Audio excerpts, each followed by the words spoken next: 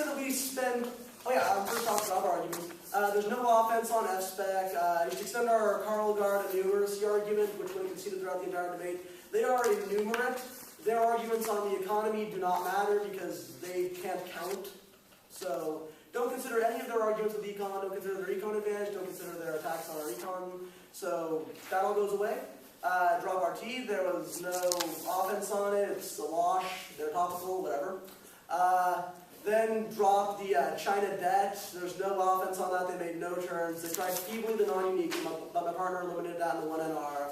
So there's no offense on it. We're just going to drop it for the sake of conciseness, concisity, something along those lines. And then we're going to just go over the rest of the arguments. All right. So just an overview. They said that we spent all prep on the 2NC. Don't blame me if you can't find evidence in time. They don't have any cross applies to our arguments. It doesn't matter if they forgot that one Keras card, which, by the way, we answered in Lacan. Please stop bullshitting us here. Pay attention. It doesn't matter if we drop case, which we didn't. We have impact calculation on our econ disadvantage, our DDEV, and Lacan. These all outweigh your case independently. We will say why when we go over those specific arguments. Probability and magnitude will be the two largest ones. Whatever, they have nothing about that. They can just claim our neg is all wrong. Okay, show why your cards are better than ours. Vote here for clash. Don't forget fairness and education from previous arguments we've stated multiple times. We'll go over this more. Also, they brought up new arguments like the $40 billion. Where did that come from? You can't make a new argument in the rebuttal. Don't evaluate that. Even if it did, it just adds to the negative multiplier effect, and they're enumerate, so don't trust whatever they say on numbers. So then, going on to framework specific, they're trying to say, oh, all the little people in the room, you understand us, so you should vote for us and you should side with us, so do policy debate because it's slow. That is disillusioning them.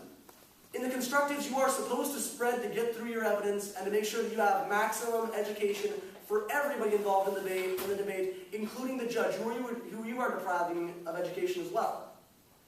I am speaking slowly in the rebuttals, which, by the way, is very difficult. I'm very happy I'm not stuttering, actually. This is pretty cool for me. So I'm speaking slowly in the rebuttals because that's what debate is. Analysis in the rebuttals, speaking slowly in the rebuttals, speed in the constructives. Don't let them say otherwise. Also, they dropped our reciprocal abuse argument, so they concede that their entire speed framework is, at best for them, reciprocal abuse, so it doesn't matter, it's a wash, and our spreading is fine. And because they sandbagged us in the 2AC, they concede that entire argument. Or, at the worst, it is a reason to vote against them solidly, because, again, they sandbagged us. This is grossly unfair. Spreading isn't a societal norm. I'm sorry, this is the first team we've seen in the entire tournament who hasn't spread in their constructives. I think from my experience alone as a policy debater, you should evaluate this. I'm sure the majority of the teams you've seen have spread. So please, don't evaluate it as not being a societal norm if it has been proven everywhere that it is. Also, on their terrorism answers, we beat this with impact calculation on three major arguments. First off, Lacan, which invalidates their entire case because they strive for utopia.